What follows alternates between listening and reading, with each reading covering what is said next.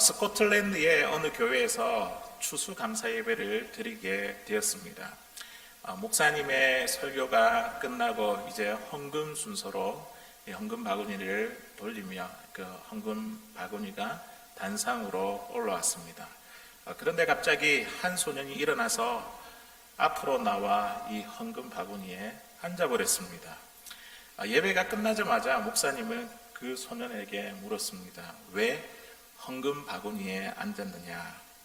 그러자 그 소년이 뭐라고 이야기했냐면, 목사님, 제가 헌금이 없어서 하나님께 드릴 것 없지만 제 몸이라도 드리고 싶어서 그랬습니다. 어린 소년이지만 이 하나님께 드리는 이 감사의 마음이 얼마나 기특합니까? 이 소년이 나중에 커서 누가 되었냐면 아프리카 선교사의 아버지라 불리는 리빙스턴의 아주 유명한 일화입니다. 리빙스턴은 어린 시절에 하나님께 드린 자신의 몸을 가지고 아프리카의 선교사로 평생 헌신하는 삶을 살았습니다. 하나님의 은혜를 알면요, 우리 자신의 몸을 하나님께 드려서라도 그렇게 감사하고 싶어 합니다. 감사는요, 하나님의 은혜에 대한 우리의 고백이요, 우리의 표현입니다. 사랑하는 성도 여러분, 우리의 인생을 돌아보면 하나님께 받은 은혜가 얼마나 크고 많습니까? 하나님께 받은 은혜들을 우리가 어떻게 고백하고 표현하고 있습니까? 어떠한 감사를 우리가 하나님께 드리고 있습니까? 오늘 읽은 이 본문의 말씀을 가지고 하나님의 은혜를 우리가 어떻게 표현할 수 있을지, 고백할 수 있을지, 감사할 수 있을지, 우리가 온전한 감사라는 제목의 말씀으로 하나님의 은혜를 나누기를 원합니다. 첫 번째로 이 온전한 감사는 어떤 감사냐면 마음의 감사입니다. 우리 한번 따라해 보도록 하겠습니다. 마음의 감사. 우리가 하나님께 감사하는데 마음에서 이렇게 우러나오는, 마음의 그 중심에서 올라오는 그 감사가 바로 온전한 감사입니다. 오늘 본문 15절에 있는 말씀 우리 같이 한번 읽어보도록 하겠습니다. 시작. 그리스도의 평강이 너희 마음을 주장하게 하라. 너희는 평강을 위하여 한 몸으로 부르심을 받았나니 너희는 또한 감사하는 자가 되라. 아멘. 너희는 또한 감사하는 자가 되라 할 때에 이 감사하다의 원어의 뜻을 살펴보니까 어떤 뜻이 담겨져 있냐면, 우리를 어두운 세력에서 벗어나게 하신 구원의 감사를 강조한 말씀입니다. 하나님께서 나를 위해서, 우리를 위해서 이 땅에 예수 그리스도를 보내주시고 또 십자가에 내어주신 그 구원에 대한, 그 은혜에 대한 감사, 이것을 감사하는 자가 되라, 지금 이렇게 사도 바울은 골로새 교인들에게 표현하고 있습니다. 또 공동 번역에 있는 성경을 보니까 이렇게 어떻게 번역을 하고 있냐면, 너희는 또한 감사하는 자가 되라, 이 구절을 이렇게 번역을 해놨습니다. 항상 감사하는 마음으로 사십시오. 감사한 자가 된다는 것은 그냥 우리가 단번에 이루어지는 것이 아닙니다. 마음에 흘러나오는 이 감사는요, 오랫동안 반복이 되고 훈련이 되고 또 습관이 될 때에 우리는 무슨 일을 당하든지 언제든지 우리가 하나님 앞에 항상 감사하는 자가 될 수 있는 것입니다. 온전한 감사는요, 어디서부터 시작된다고요? 우리의 마음에서부터 시작되는 감사입니다. 우리가 아무리 많은 감사의 예배를 드리고 또 찬양을 드리며 기도를 드리며 감사 헌금을 드린다 할지라도 우리 마음속에서 깊이 우러러 나오는 이 감사가 없다고 한다면 하나님께서 우리가 드리는 이 감사를, 예배를 받으시지 아니합니다. 하나님은요, 지금도 우리 마음의 중심을 보고 계십니다. 우리가 어떠한 마음으로 주님 앞에 예배를 드리고 있는지 우리의 마음의 중심을 보고 계십니다. 그런데 우리 마음 가운데 마음이 없는, 또 감사가 없는 우리가 예배를 드린다고 한다면 하나님께서 그거 기쁘시게 받으시지 아니한다는 것이죠. 사울 왕이 아말렉과 싸울 때에 하나님은 아말렉의 모든 사람과 소유를 다 전부 진멸하라고 그렇게 명령하셨습니다. 그런데 우리가 잘 알고 있기로 이 사울 왕은 어떻게 행했습니까? 아말렉 왕인 이 아각을 포로로 잡아왔고, 그리고 양과 소의 가장 좋은 것과 모든 좋은 것을 가지고 왔습니다. 그때 사무엘 선지자가 이 사울 왕에게 이렇게 이야기를 하죠. 어찌하여 여호와의 목소리를 청종하지 않고 탈취하기만 급하여 여호와께서 악하게 여기시는 것을 행하셨습니까? 라고 그렇게 그의 마음을 책망하자 사울은 뭐라고 이야기를 합니까? 나는 여호와의 목소리를, 하나님의 말씀을 청종했다, 들었다, 듣고 행했다, 진멸했다. 내가 이렇게 좋은 소와 양을 가지고 온 것은 하나님께 제사를 드리기 위해서 내가 가지고 왔다. 그렇게 이야기를 하죠. 하나님의 말씀을 듣고도 그 말씀대로 순종하지 않는 것은 무엇이냐면 하나님에 대한 존경하는 마음이 없다는 겁니다. 하나님에 대한 마음이 없다는, 자기 마음대로 말씀을 듣지 않고 내가 듣고 싶어 하고 싶은 대로 하는 것, 그것을 자신이 표현하면서도 본인은 하나님의 말씀을 지켰다고 변명했습니다. 그러자 사무엘 선지자는 이렇게 말합니다. 여호와께서 번제와 다른 제사를 그의 목소리를 청종하는 것을 좋아하신 같이 좋아하시겠습니까?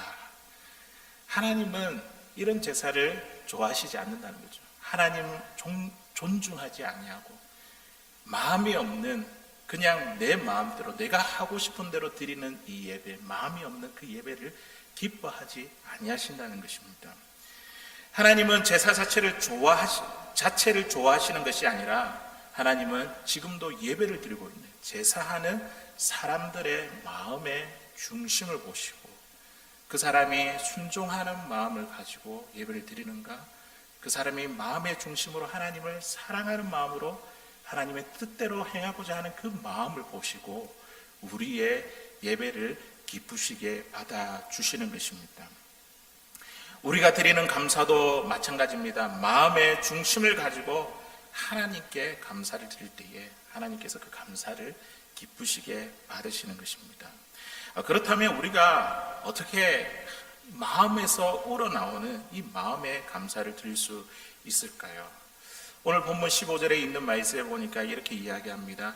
그리스도의 평강이 너희 마음을 주장하게 하라. 주님의 평강이요, 우리의 마음을 주장하고 다스리고 지배하기 시작할 때 우리는 마음의 감사를 드릴 수 있습니다. 평강이라는 유언의 뜻을 살펴보니까 함께 묶이고 연합하고 짜여지는 것을 의미합니다. 다시 말해서 하나님께서 우리의 마음을 붙들어 주시는데, 우리의 마음을 지배하시고 다스려 주시는데, 어떻게 다스려 주시냐면 튼튼한 밧줄을 함께 묶고 연합해서 짜여진 하나님의 사랑으로 우리의 마음을 둘러싸여 우리가 어떤 궁지나 실패 가운데 들어가지 아니하도록 우리의 마음을 지켜주신다는 그런 의미를 가지고 있습니다.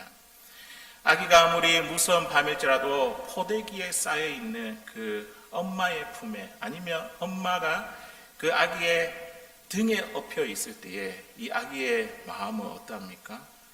평안을 느끼며 새근새근 잠을 잘 수가 있습니다. 날씨가 춥고 비바람이 분다 하더라도 우리가 따뜻한 집안에 있으면 음악을 즐기면서 평안히 쉴 수 있습니다. 우리가 아무리 험한 환경에 노출됐다 할지라도 하나님의 사랑이, 그리스도의 평강이 우리의 마음을 이렇게 둘러싸여지기 시작할 때에 주님의 평강, 이 험악한 그런 상황 가운데서도 주님의 평강을 누릴 수가 있습니다. 왜냐하면 주님의 그 평강이 우리의 마음을 지키시고 또 주관하시고 우리의 마음을 다스려 주시기 때문입니다.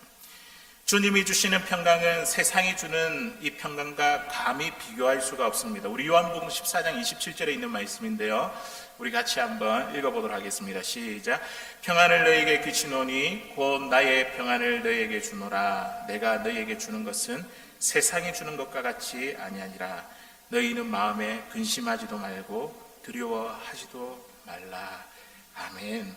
오늘 주님께서 뭐라고 말씀하십니까? 우리의 마음 가운데 평강이 우리 마음을 지배하고 다스리게 되면 우리 안에 마음의 걱정과 근심 다 날아가고 사라져 버리고 세상이 주는 평안이 아니라 주님께서 주시는 평화로 말미암아 우리가 마음에 감사를 드리는 삶을 살아갈 수 있는 것입니다.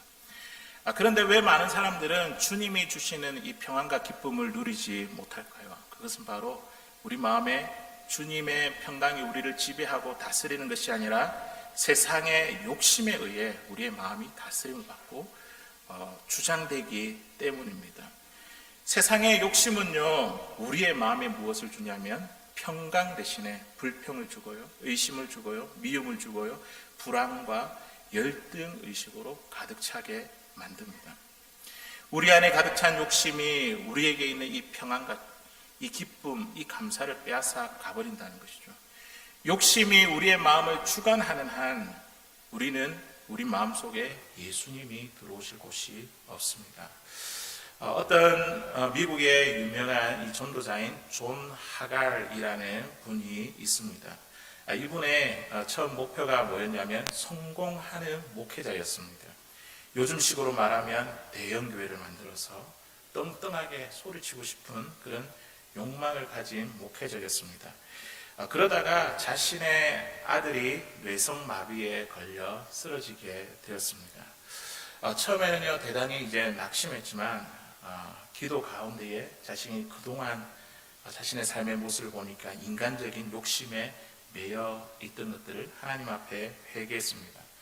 겸손히 주님을 의지할 때에 비록 지금 자신의 아들이 고난 가운데 있지만 그의 마음 가운데 그리스도의 평강이 임했습니다. 그리고 나서 이 목사님이 하나님께 이런 기도를 드렸습니다. 하나님, 저의 아들의 병으로 인하여 오히려 감사를 드립니다. 저의 아들로 인해 하나님께서 저를 겸손하게 만드셨고 또 다른 사람의 어려움을 도울 수 있게 하셨습니다. 내 아들처럼 병고에 시달리는 불쌍한 이웃들을 위해 사랑을 베풀고 복음을 전할 수 있는 길을 열어주시니 감사합니다. 이런 기도를 드렸습니다. 비록 고난 가운데 있지만 그리스도께서 주신 평강으로 인해 그는 하나님께 진심으로 마음의 감사를 드릴 수 있었던 것입니다. 그렇게 하나님께 마음의 감사를 드렸더니 이분이 본인이 원치 않게 하나님께서 더 크게 쓰임받는 세계적인 전도자가 되게 하셨습니다.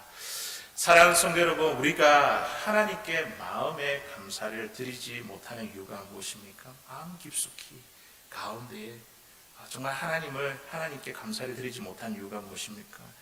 그것이 혹시나 내 속에 있는 욕심 때문에, 세상의 욕심 때문에 그것이 내 삶을 주관하고 있기 때문은 아닙니까? 이 시간에 성령님의 도우심을 간구할 수 있는 저와 여러분들 될 수 있기를 바랍니다. 내 욕심을 그리스도의 십자가에 못 박을 수 있도록, 그리고 주님의 평강이 내 마음속을 주관할 수 있도록, 주장할 수 있도록 그렇게 기도할 수 있기를 바랍니다. 주님의 평강이 우리 마음을 둘러 감싸기 시작할 때에 우리는 비로소 마음에서 시작되는 마음의 중심으로, 마음으로 하나님께 감사드릴 수 있습니다. 마음의 감사는요, 하나님께 드리는 온전한 감사입니다. 마음의 중심으로부터 올라오는 이 온전한 감사를 드릴 수 있는 사랑하는 저와 여러분들 될 수 있기를 주님의 이름으로 간절히 소원합니다. 두 번째로, 온전한 감사는 어떠한 감사냐면 입술의 감사입니다. 오늘 본문 16절에 있는 말씀에 보니까 감사하는 마음으로 하나님을 찬양하고, 이제는 그 마음에서 이어져서 그 입술로 감사를 고백하는 그 단계에 이르게 됩니다. 우리 16절에 있는 말씀 함께 읽어보도록 하겠습니다. 시작. 그리스도의 말씀이 너희 속에 풍성히 거하여 모든 지혜로 피차 가르치며 권면하고 시와 찬송과 신령한 노래를 부르며 감사하는 마음으로 하나님을 찬양하고. 아멘. 마음의 감사가요, 감사의 뿌리라고 한다면 입술의 감사는 감사의 줄기와 같습니다. 아무리 마음의 감사가 우리 속에 가득 차 있다 할지라도 그것을 입술로 우리가 표현하지 못한다면 그것은 온전한 감사가 될 수 없습니다. 자식들이 부모님에게 감사하는 마음은 있지만 그 감사한 마음을 부모님에게 표현하지 아니한다면 왠지 모르게 부모들 입장에서 섭섭할 것 같습니다. 또 남편이 아내는 남편에게 감사하는 마음은 있으나 우리가 그것을 표현하지 않는다고 한다면 왠지 섭섭할 것 같습니다. 경상도 관련된 농담 중에 이제 이런 이야기가 있습니다. 우리 다들 많이 들어서 아시겠지만 경상도 남자가 퇴근 후에 집에 들어와 하는 세 마디가 있습니다. 그 첫 번째 뭐라고 이야기할까요? 첫 마디가 밥 먹자. 그 다음에 아이는, 그리고 세 번째 자자, 이렇게 세 마디가 있다고 이야기를 하죠. 경상도 남자의 묵뚝뚝한 기질을 과장한 우스갯소리이지만 이것이 남의 일과 같지 않습니다. 하루 종일 집안일과 아이들을 돌보느라 수고한 이 아내에게 감사를 표현하지 않는다고 한다면 이 아내는 왠지 섭섭해할 것 같습니다. 남편도 마찬가지죠. 하루 종일 일에 시달려 집으로 돌아온 남편에게 아내가 아무런 감사를 표현하지 않는다고 한다면 남편 역시 섭섭해할 것 같습니다. 어느 남편이 결혼 30주년을 맞이해서 아내에게 편지와 선물을 보냈습니다. 그러면서 편지글에 이렇게 적혀 있습니다. 여보, 당신은 가난하기 짝이 없는 우리 집으로 시집을 와서 너무 고생했어요. 나이가 많으신 홀어머니와 어리기만 했던 시동생과 누이들 뒷바라지는 물론 결혼해서 보내는 일까지 도맡아 하다 보니 그 곱고 예쁜 모습이 이제는 흰머리와 주름이 나타나기 시작한 것을 보게 되어 너무나 가슴이 아프어 진심으로 감사해요. 이제 남은 날들은 당신을 위해 많은 시간을 봉사하고 싶소. 얼마나 감동적인 이 편지의 글입니까? 이 편지와 조그만 선물을 받는 순간 그의 아내는 너무 감격해서 수십 년 동안 쌓여왔던 섭섭한 마음과 스트레스가 눈 녹듯이 사라졌다고 합니다. 이처럼 인간관계에 있어서도 이렇게 감사의 고백은요, 너무 굉장히 중요하고 대단한 것입니다. 이와 마찬가지로 하나님께서도 우리의 입술을 통해서 진심의 표현, 진심의 고백을 듣고 하고 계십니다. 우리가 마음속에 하나님의 은혜에 감사가 있음에도 불구하고 그것을 우리의 입술로 고백하지 아니한다면 우리는 하나님께 온전한 감사를 드릴 수가 없습니다. 하나님은 우리의 입술의 표현, 입술의 고백을 중요하게 여기십니다. 우리 예배 순서를 한번 보십시오. 하나님을 찬양하는 시간이 얼마나 많습니까? 기도로 하나님을 찬양하고 신앙 고백으로 하나님을 찬양하며 또 찬송가로 하나님을 찬양합니다. 말씀으로 하나님을 찬양하고 헌금으로 하나님을 찬양합니다. 성경에는요, 이 하나님을 찬양하는 것을 뭐라고 하냐면 히브리서 13장 15절에 있는 말씀을 보니까 우리 같이 한번 읽어보도록 하겠습니다. 시작. 그러므로 우리는 예수로 말미암아 항상 찬송의 제사를 하나님께 드리자. 이는 그 이름을 증언하는 입술의 예배니라. 아멘. 하나님의 은혜에 감사하여 드리는 이 찬송은 뭐라고요? 하나님을 증거하는, 하나님을 나타내는 입술의 증거다. 그렇게 성경 우리에게 가르쳐주고 있습니다. 하나님이 우리의 삶에 베풀어 주신 은혜를 나타내고 증거하는 것, 이것이 바로 찬양입니다. 찬양은요, 하나님에 대한 감사의 표현입니다.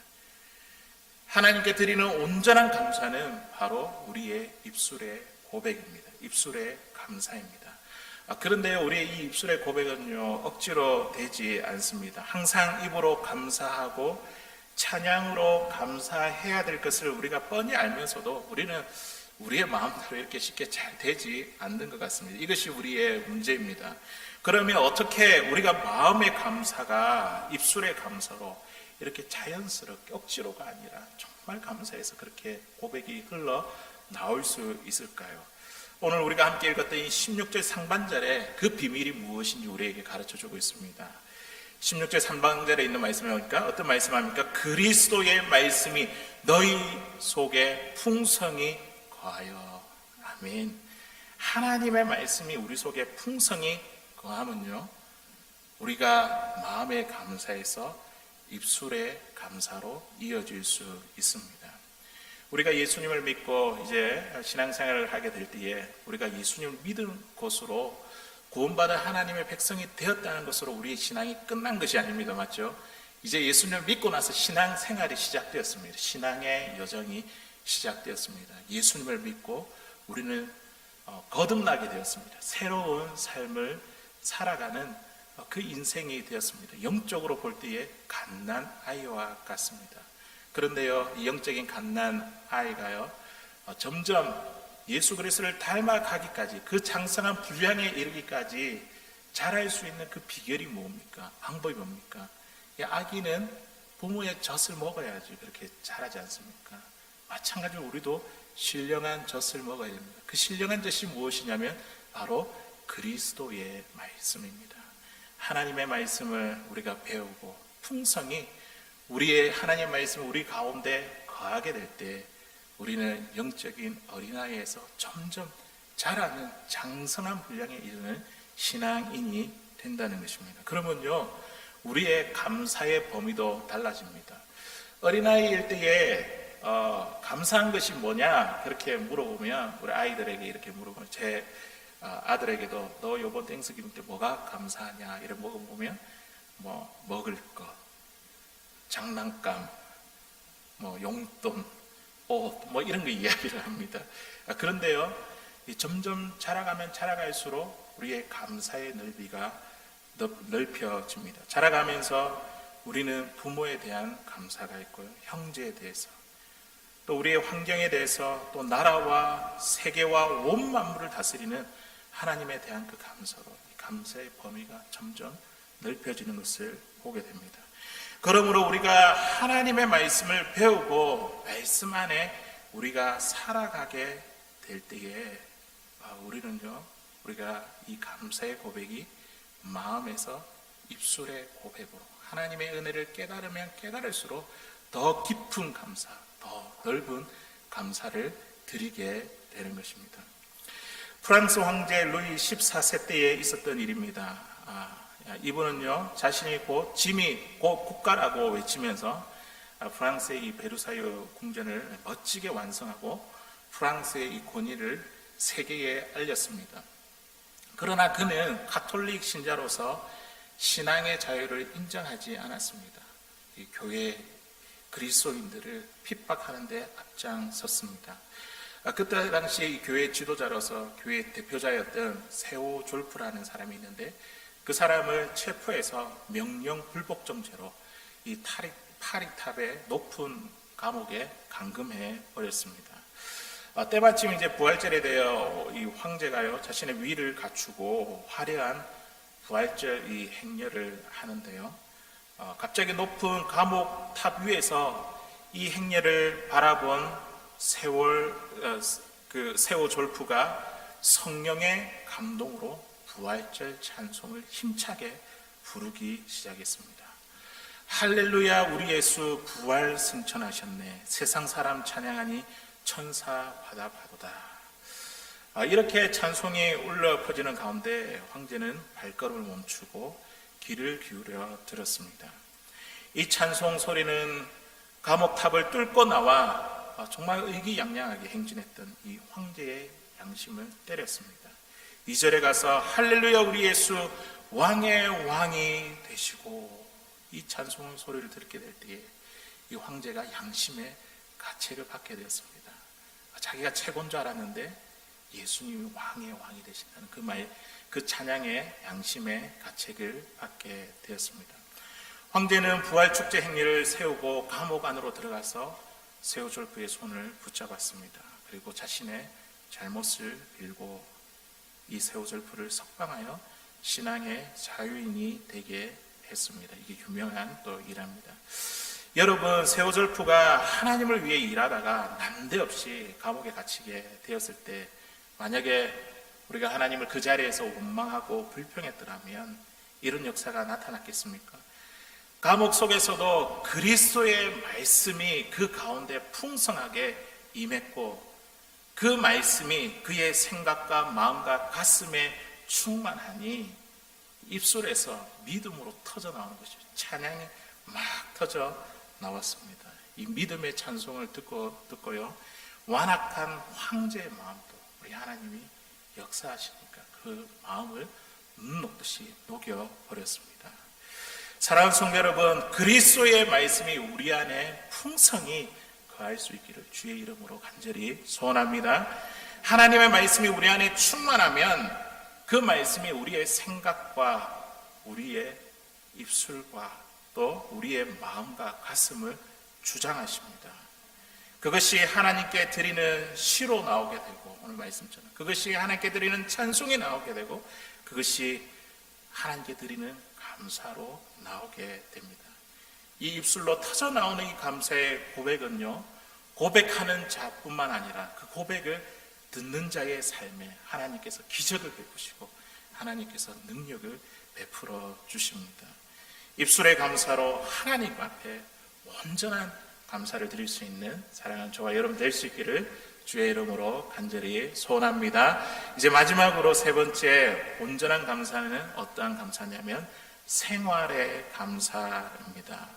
오늘 본문 17절에 있는 말씀에 보니까 또 무엇을 하든지 말해나 이래나, 무엇을 하든지 어디에 있든지 말해나 이래나 생활의 감사에 대해서 말씀합니다. 우리 17절에 있는 말씀 우리 같이 한번 읽도록 하겠습니다. 시작. 또 무엇을 하든지 말해나 이래나 다 주 예수의 이름으로 하고 그를 힘입어 하나님 아버지께 감사하라. 아멘. 하나님께 감사하는데 언제 감사하라고요? 무엇을 하든지 말해나 이래나. 그리스도인들의 모든 생활과 모든 활동을 말하고 있습니다. 우리가 누워있든지 앉아있든지 서있든지 무슨 일을 하든지 무슨 말을 하든지 우리의 삶 속에서 생활 속에서 감사가 터져 나와야 한다는 말씀입니다. 온전한 감사는 마음에서 입술의 고백으로 그리고 더 나아가서 생활 속에서 행함으로 나타날 때에 우리 삶 속에 온전한 감사가 이루어집니다. 온전한 감사는요, 생활의 감사입니다. 남편이 아내에게 당신 나한테 시집 와서 너무 고생했어요. 너무 감사해요. 이렇게 말은 번들어하면서 꽃 한 송이 조금만 선물 얻거나 혹은 어디 근사한 데 가서 식사라도 사주는 법이 없다고 한다면 그 아내가 얼마나 섭섭하겠습니까? 저도 제 아내에게 너무 감사해서 편지를 쓰고 선물을 주며 근사한 식사를 주었다면 얼마나 좋겠습니까? 근데 저는 제 아내한테 그렇게 하죠. 여보, 내가 선물이야. 하나님이 당신에게 보내준 내가 선물이야. 다른 거 기대하지 마.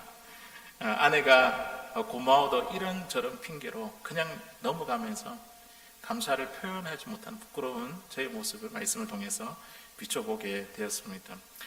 그런데 하나님에 대한 감사도 마찬가지입니다. 우리가 마음으로 감사하고 또 입으로 감사까지는 하는데 감사의 행함으로 생활 속에서 이 감사가 잘 이루어지지 못하는 것 같습니다. 하나님께 감사함을 우리가 생활 속에서 어떻게 이루고 표현할 수 있습니까? 그것은 바로 하나님이 좋아하시는 일, 하나님께서 기뻐하시는 일을 행하면 됩니다. 하나님께서 사랑하시는 나의 배우자와 자녀들, 부모, 형제 존중히 여기고 그들을 사랑하며 아끼며 섬기는 일입니다.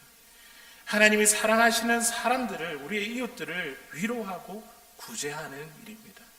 하나님이 사랑하시는 이 교회를 돌아보고 교회 가운데 필요한 것들이 무엇인가, 우리 성도님들을 어떻게 섬길 수 있을 것인가, 교회에 필요한 사역이 무엇인가, 이 일에 동참하고 이 일을 섬기는 것, 이것이 우리의 생활 속에서 감사가 아니겠습니까?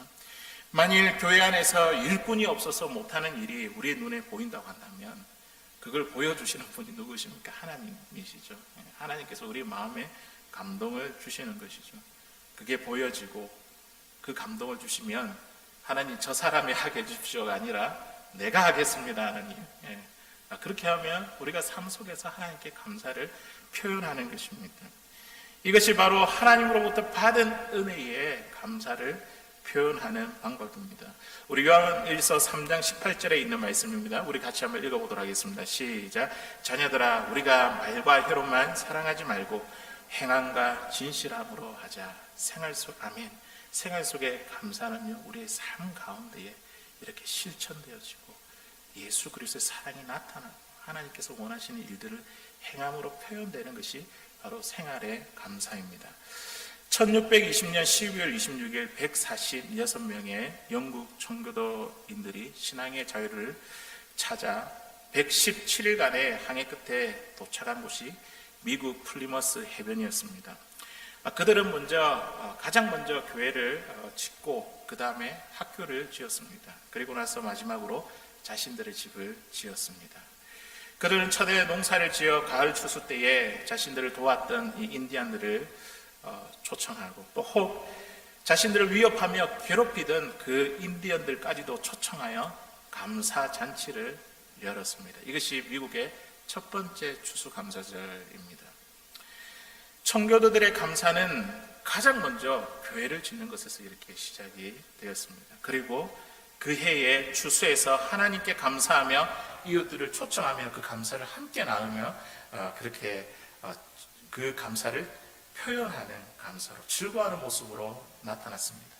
그들은 아무리 급해도 하나님을 먼저 높이고 하나님의 은혜에 대해서 감사를 표현하는 신앙이었고, 그리고 사람들을 초청해서 이웃들과 함께 나누는 생활 속에 감사를 드렸습니다. 우리의 신앙도 마찬가지지 않습니까? 우리가 하나님께 감사하다고 한다면, 하나님의 은혜에 감사하다고 한다면 우리가 그 감사가 이웃들에게도, 우리 옆에 있는 지체들에게도 흘러가야 될 줄로 믿습니다.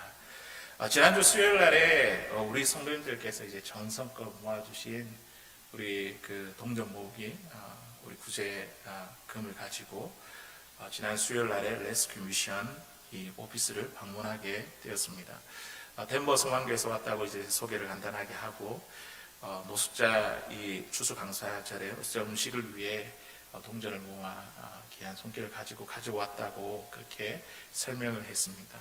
또 그리고 우리 교회에서 매년 이 일을 한다고 이렇게 이야기를 하니 그게 있는 이제 스텝이 굉장히 기뻐하며 또 감사했습니다. 그러면서 이제 올해도 노숙자들에게 추수감사 음식을 제공할 수 있도록 도움을 주신 우리 성도님들께 감사를 전해달라고 그렇게 저에게 이야기해 주었습니다. 우리 12월에는 또 선교사님들을 위해서 이 성탄 선물을 우리가 또 후원하기 위해 준비를 하고 있습니다. 또 우리 코로나19 이 장기화로 인해서 재정적으로 어려움을 당하고 있는 우리의 이웃 교회들을 우리가 또 힘써서 도우려고 하고 있습니다. 이것이 바로 생활 속에서 하나님께 감사를 드리는 온전한 모습이 아닐까요? 온전한 감사는 하나님께서 우리에게 베푸신 그 은혜에 대해 그 감사를 생활 속에서 표현하는 것, 이것이 바로 온전한 감사인 줄로 믿습니다. 예전 교회에 있을 때에 다른 교회를 출석하시는 이제 성도님이 계셨는데, 그 성도님이 이제 집과 교회가 멀다 보니까 매일 새벽에 아침에 이제 제가 있던 그 교회에 와서 새벽 기도를 하러 늘 오시는 겁니다. 빠지지 않고. 그리고 매년 추수감사절이 되면 떡을 해가지고 제가 전에 있던 그 교회에 성도님들과 함께 그 감사의 마음을 나누시더라고요. 예전 교회 성도님들이 그 이제 그 받은 은혜에 너무 고맙고 감사하니까 우리의 마음 속에 어떤 마음을 주셨냐면, 우리 또한 더 힘든 형편에 있는 그 이웃 교회에 우리도 떡을 나누며 섬겨야 되다, 그 마음을 주셔가지고 이웃에 있는 그 교회와 또 함께 나누었던 그런 기억이 있습니다. 감사를 나누고 함께 나누고 또 감사를 받은 사람은 또다시 나누는 것, 이것이 바로 생활 속의 감사가 아닐까요? 사랑하는 성도 여러분, 우리의 삶의 주변을 한번 살펴보십시오. 코로나19 이 팬데믹 장기화로 인해 또 경제적으로 또 심리적으로 굉장히 어려움을 당하시는 분들이 주위에 많이 있습니다. 또 하나님께서 왜 이러한 어려움들을 우리에게 장기간 계속해서 이런 어려운 상황들을 주실까 하며 하나님에 대해서 의심하며 영적인 침체를 경험하는 분들도 계십니다. 그리고 이 코로나와 상관없이 육신의 질병으로 인해 지금도 고통과 괴로움 가운데 있는 분들이 있습니다. 우리에게 주신 이 추수 감사절은요, 하나님이 사랑하시는 사람들에게 감사를 표현하라고 그렇게 주신 날인 줄로 믿습니다. 감사는 하나님으로부터 받은 은혜의 표현입니다. 하나님의 은혜가 충만하면 우리의 삶에 감사도 충만하게 나타날 줄로 믿습니다. 마음의 감사에서 입술의 감사로, 그리고 이 입술의 감사에서 생활의 감사로 우리 이웃들과 함께 나누고 베풀고 섬김으로 하나님 앞에 온전한 감사를 드릴 수 있는 우리 덴버소망교회 성도님들 다 될 수 있기를 주의 이름으로 간절히 소원합니다.